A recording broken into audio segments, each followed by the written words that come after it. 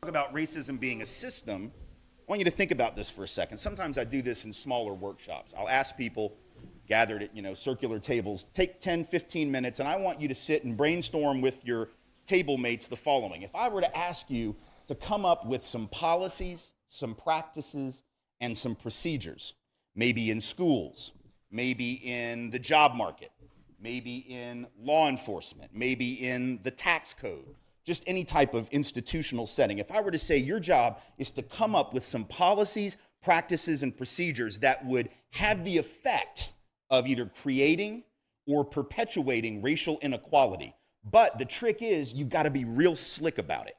You've got to be real subtle. It can't be obvious because, it's against the law to discriminate, right? And of course, we know that when things are against the law, they never happen, right? So your job is to craft policies that will create racial inequity, but in a way that's so subtle that you can't get in legal trouble. What might you do?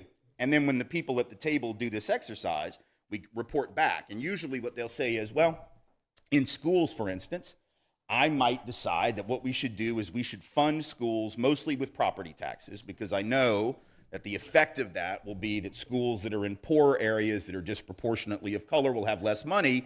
But since I didn't do it on purpose, or obviously for that reason, I can get away with it. And then they'll say, well, I would have a regime of standardized testing, whereby the only way you got into college, particularly this kind of college, was to have this kind of test score. And because of inequalities in K-12, I know going in that doing that will produce inequality. Or I might, in the job market, if